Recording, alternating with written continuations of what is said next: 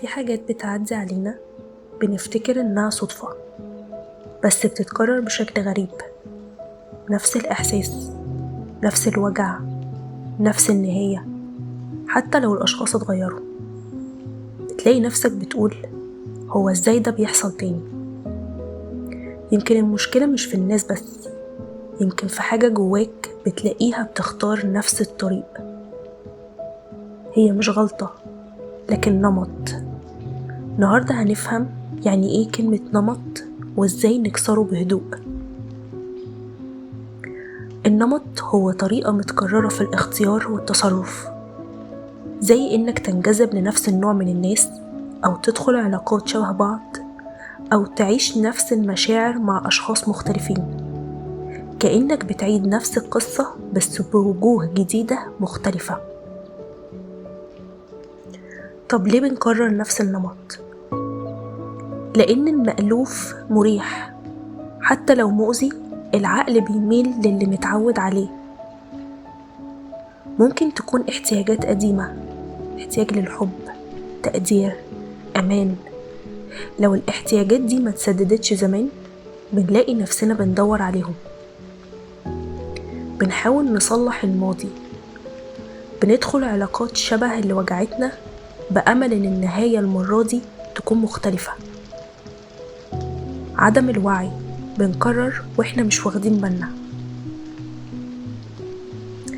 زي إنك تختار شخص مش متاح وتحاول تقربه ليك زي ما كنت مستني حد يهتم بيك قبل كده.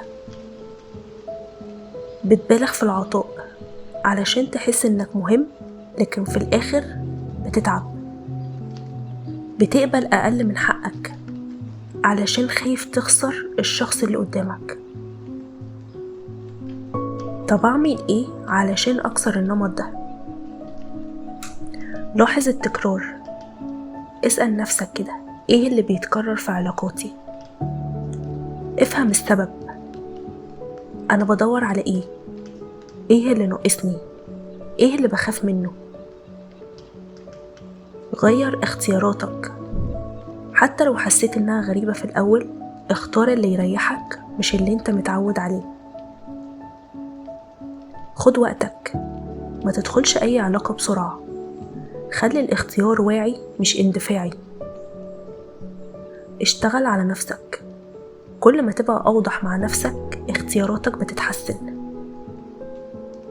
كسر النمط مش سهل، لأنك بتسيب المألوف حتى لو كان مؤذي، بس مع كل مرة تختار بشكل مختلف انت بتكتب قصة جديدة.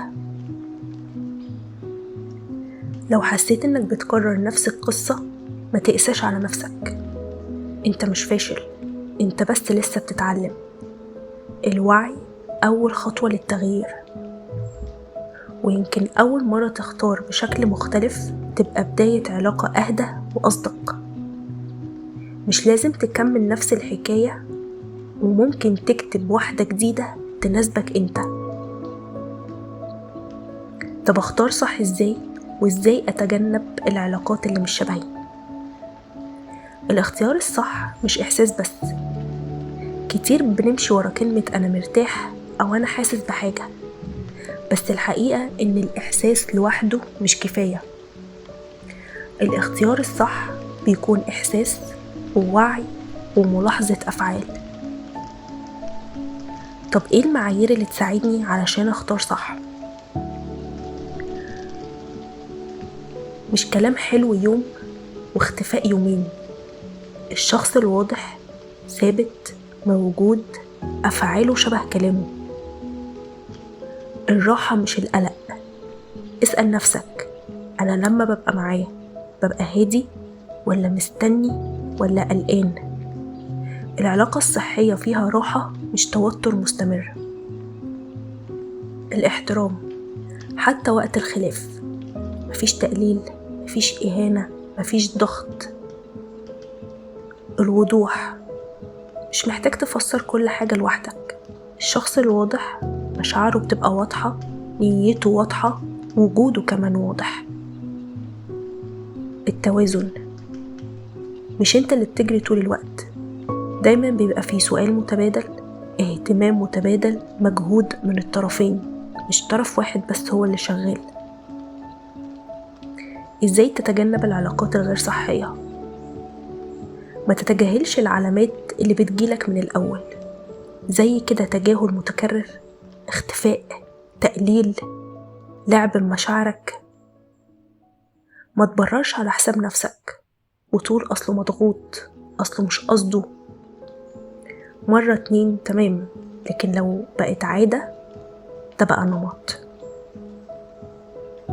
اسمع إحساسك، لو حاسس بعدم راحة مستمرة ده مش وهم. خد وقتك وانت بتعرف ردود أفعاله، أسلوبه في الخلاف، تعامله معاك ومع غيرك. اسأل نفسك السؤال ده: هل العلاقة دي شبهي ولا أنا بتغير علشانها؟ العلاقة الصح مش اللي تخليك تتعب، مش اللي تخليك تتعب علشان تثبت نفسك. العلاقة الصح هي اللي بتخليك تكون نفسك وتكون براحتك، بتكون على طبيعتك، مش لابس وش مش بتاعك. الاختيار الصح مش بيجي مرة واحدة، بيجي مع الوعي. وكل مرة تختار نفسك انت بتقرب من علاقة تستهلك بجد. أشوفكم في الحلقة الجاية، وشكرا لاستماعكم.